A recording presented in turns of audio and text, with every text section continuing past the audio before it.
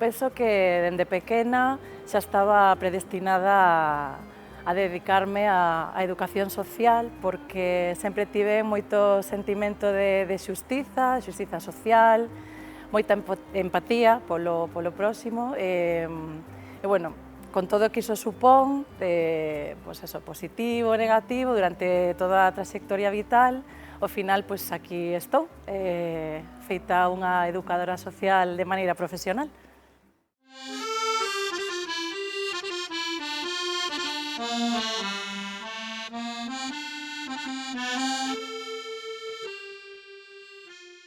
Las artes marciales son un ejercicio que puede venir y viene muy bien para todo el mundo, que todos deberíamos de una o de otra manera conocer, lo mismo que cualquier otro ejercicio físico. Las artes marciales son tienen un componente mental, tienen un componente físico, tienen un componente muy importante de disciplina, y por ello precisamente se han desarrollado tanto, y de alguna manera pues las artes marciales, que han derivado después también en otras actividades ya hacia Occidente, son convenientes, muy convenientes para nuestra salud.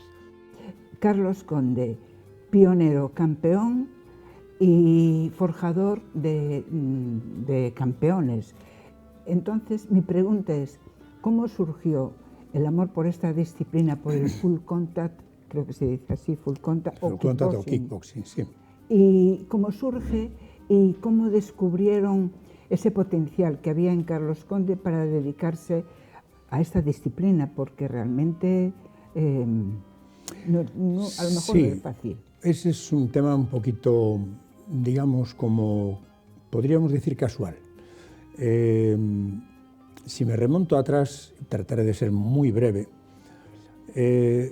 digamos que oficialmente esta actividad, que es una especie de combinado entre disciplina marcial pura japonesa y boxeo y esto, ¿no? O sea, que trabaja puño y pierna y hay contacto, a mí me lo comunicaron cuando en el año, yo tenía gimnasio en Vigo, en el año 74-75, un campeón de karate llamado Dominique Valera, que fue un campeón mundial, pues me dijo que en Estados Unidos habían empezado a trabajar unas disciplinas que unían lo que son las artes marciales puras, sin contacto, con el contacto, que para de alguna manera hacer contacto con el trabajo este. Y él lo importó hacia aquí a Europa y hizo unos cursillos en Francia, en los Alpes, a los que yo asistí. Esto fue el principio a traerlo aquí a España ya en aquellos años, y esto se extendió después. En el principio se llamaba full contact, boxeo americano, bueno, una manera de conocerlo, pero full contact. Perdone, pero en definitiva es lo mismo. Full contact, sí, es lo mismo. Son formas distintas de llamarle. Ya. El kickboxing fue un poquito posterior y es lo mismo que el full contact, o sea, puños y piernas en contacto, como con el boxeo, pero en el kickboxing se le añade que se pueden golpear en el muslo, en el otro no. Entonces, de alguna manera, esto, bueno, sería muy largo porque hay disciplinas de este estilo, vienen también de Oriente, pero bueno, empezamos con eso aquí en España y en Europa, a cuenta de esto que le he contado, que venía de los Estados Unidos. De todas maneras, aunque sea un poco como paréntesis, yo tenía aquí un gran amigo personal, que quizás a ustedes les suene, que era Abelardo Pérez Gabriel, que era actor y que le gustaba mucho el boxeo, y con él, siendo niños, siendo jóvenes, ya habíamos empezado a hacer un poco de boxeo. Él había empezado a hacer boxeo en la casa del pueblo, en el jardín, y me llevó alguna vez con él a hacerlo. Y posteriormente yo tuve aquí un gimnasio de karate con Manolo Montero, que era de artes karate y judo, y entonces Abelardo entró con nosotros.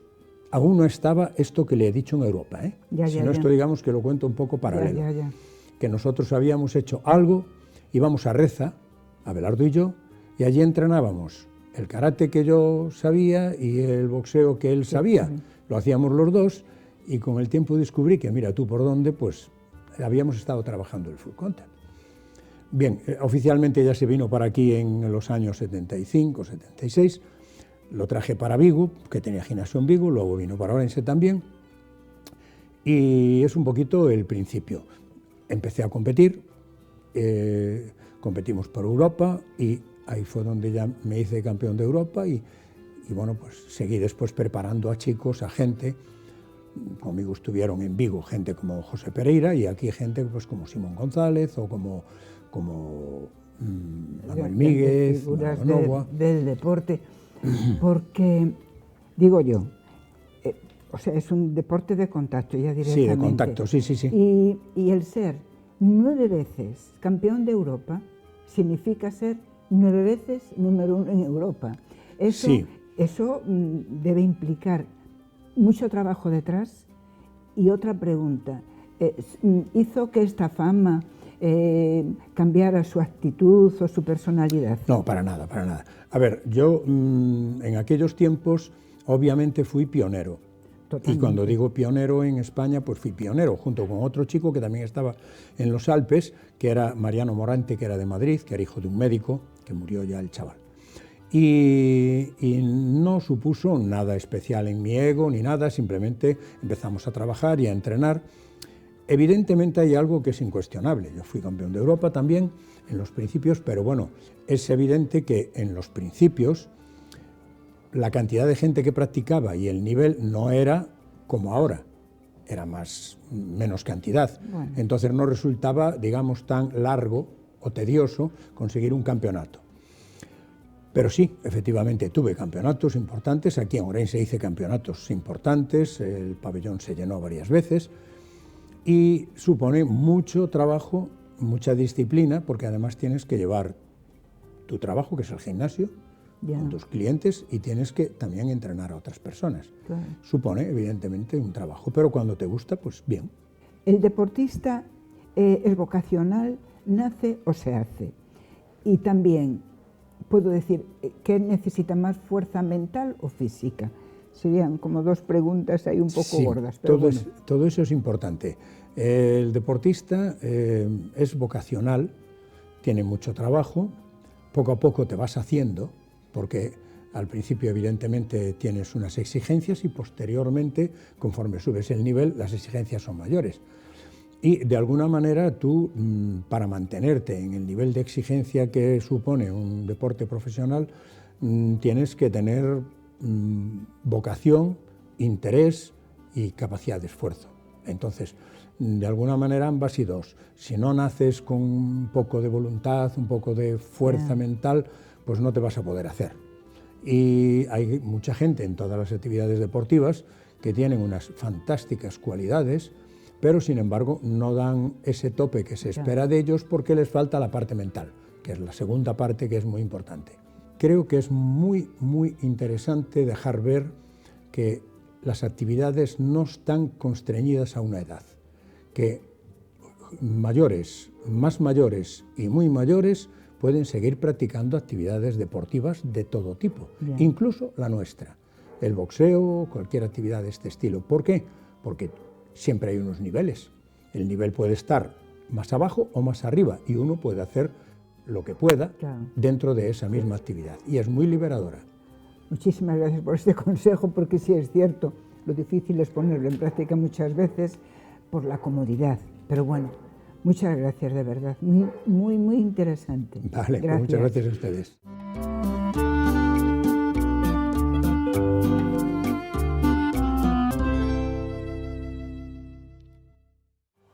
Un hábito tan normal como es el caminar por nuestras ciudades se convierte en muchas ocasiones en un lugar de riesgo. El motivo, la circulación de vehículos. Hoy hablaremos y analizaremos cómo es el siniestro vial por atropello a peatón, cuáles son esos factores de riesgo que elevan en este caso ese siniestro vial.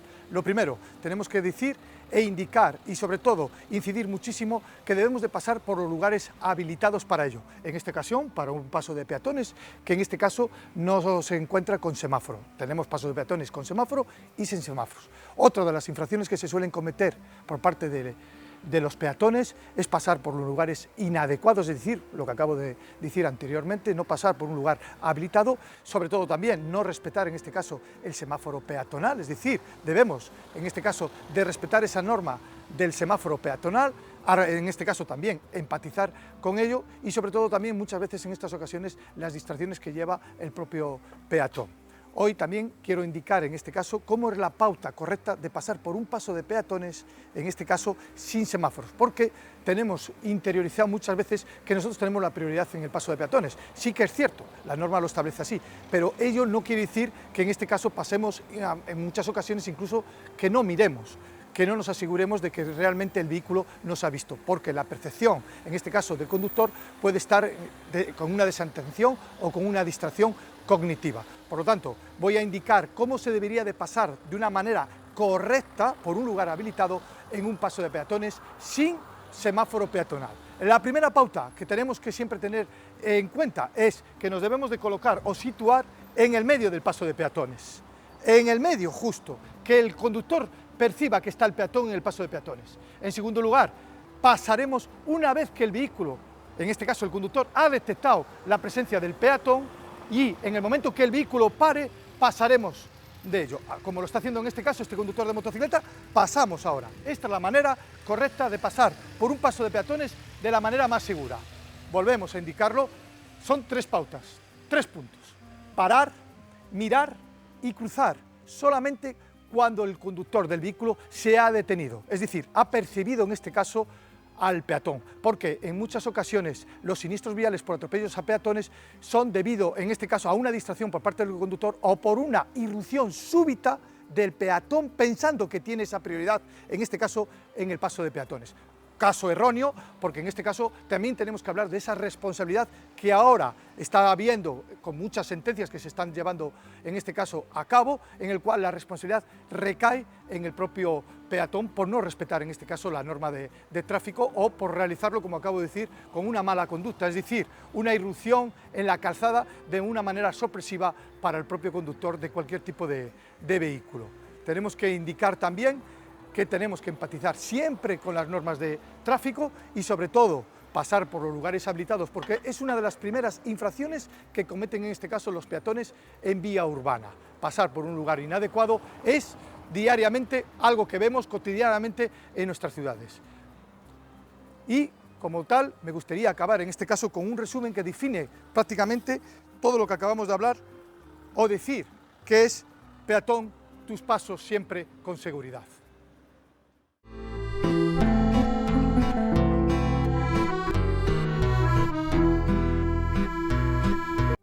Me he metido en el tema este de la asociación de Alcerones y en otras asociaciones pues con la idea de ayudar a los demás e intentar darle una solución a pequeños problemas que pueden tener pues los pacientes o las personas en mi entorno más cercano y en mi entorno pues de la provincia de Orense.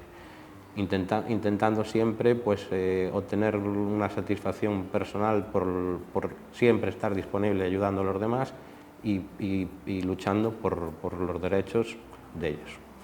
Hola Miguel Ángel, pues darte las gracias por tu amabilidad el aceptar la invitación del programa a mayores de la cadena Telemiño.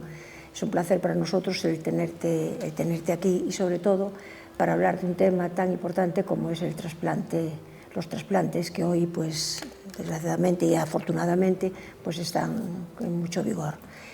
Me gustaría que para comenzar nos contaras un poquito cómo fue tu evolución, cómo comenzó todo tu problema y cómo llegaste a la situación del trasplante. Lo primero, daros las gracias a vosotros por invitarme y mis inicios fueron casi de repente. Un día hice una analítica y por culpa de que tenía ácido úrico y en la analítica ya salió que tenía fallo renal, hay 5 tipos de estadios y estaba ya en la fase terminal de lo que es el riñón, que estaba dejando de funcionar completamente, y fue como lo descubrieron, cómo salió.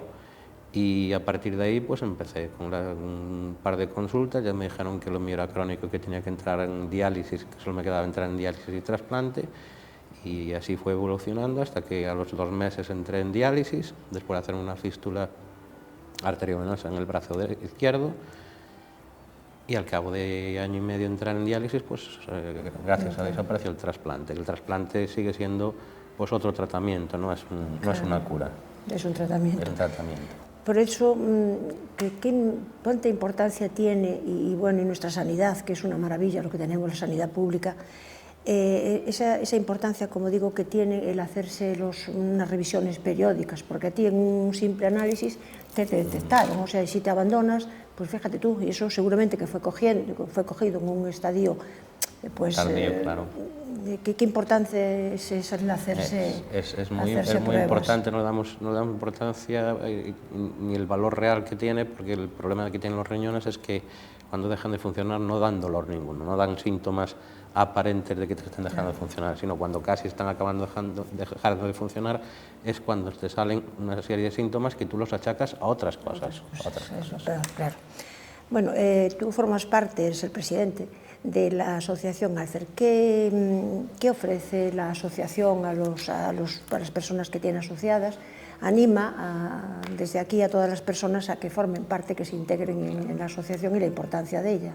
A ver, arrastrar hoy en día en cualquier cosa a la gente es muy complicado, muy difícil, pero bueno, lo que sí intentamos es visitar, sobre todo en la sala de diálisis, a los pacientes, a los enfermos que están en diálisis, para que nos vean, para que sepan que hay una asociación que pelea y que lucha por su bienestar, que somos enfermos igual que son ellos, que hemos pasado por distintas fases y que estamos ahí para apoyarles, para ayudarles, para acompañarles y para darle solución a algunos temas, no médicos, porque nosotros no somos médicos, sino pues resolverle algunas dudas que el sistema sanitario, pues por falta de tiempo, por falta de espacio, pues no te lo da. Entonces ahí es donde entramos nosotros y donde intentamos solucionar un poquito los problemas que pueda tener el paciente y que vean que la enfermedad no es que no se te acaba la vida con la enfermedad, que tienes más soluciones.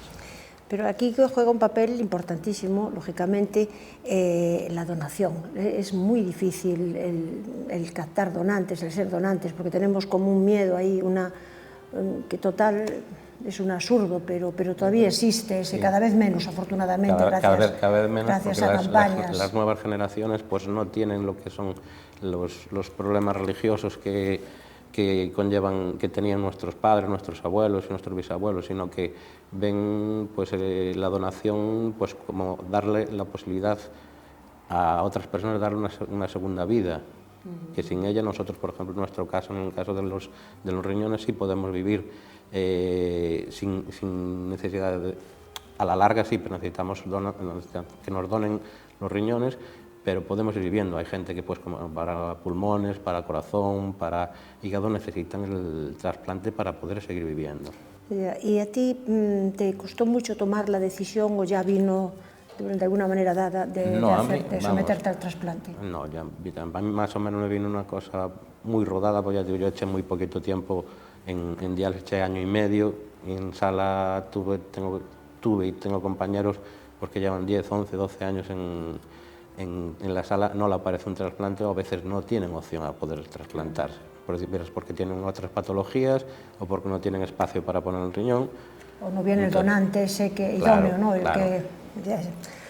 Bueno, pues mira, el tiempo se nos hizo, teníamos que hablar de muchísimas más cosas, pero el tiempo en la tele es lo que es. Es lo que es. Y muchísimas gracias y vamos encantadísimos de que sigas muy bien, que se te ve con muy buen aspecto y muchísimas gracias. A vosotros.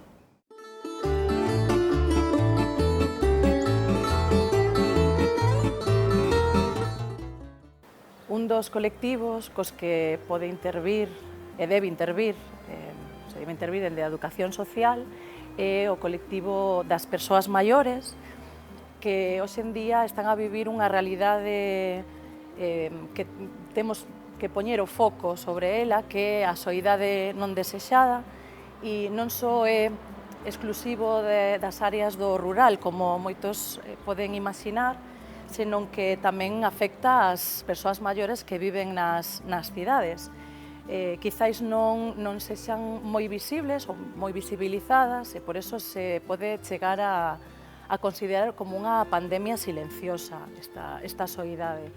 Incluso foi chamada deste modo pola Organización Mundial da Saúde. En Ourense é unha provincia que é referente en porcentaxe de persoas lonxevas a nivel mundial. De feito, revistas de prestixio como National Geographic chegou a dedicarlle algún artigo indicando que Ourense é a cidade ou a provincia, a zona, con máis persoas lonxevas por cada 100.000 habitantes, son sobre 75, deixando en segundo posto a Okinawa, que ocupaba o primeiro posto no seu momento, que é unha illa do Pacífico, na zona de Asia. Entón, que podemos extraer desta realidade? Bueno, en términos de estadísticos, que unha de 4 persoas maiores a nivel mundial atópase en estado de illamento social. En España, máis de 2 millóns de persoas maiores están vivindo soidade non desexada, supón un 45% da poboación, é un índice altísimo, e isto supón un problema real de saúde pública tamén, porque a soidade é un dos factores de maior risco para padecer patoloxías de saúde, tanto físicas como psicolóxicas. Ansiedade, depresión, problema no sistema inmune, no sistema endocrino. Está comprobado por diversos estudos que aumenta a mortalidade ata un 32%. Que podemos facernos como sociedade? Bueno, implicarnos tamén en implementar medidas de integración, de participación das persoas maiores na dinámica social, e os estados e os gobernos non debemos olvidar que tamén se deben implicar nestas medidas. Intentar que se recupere a imaxe das persoas maiores como un valor fundamental para a sociedade e a necesidade de que ocupen o seu lugar como corresponde.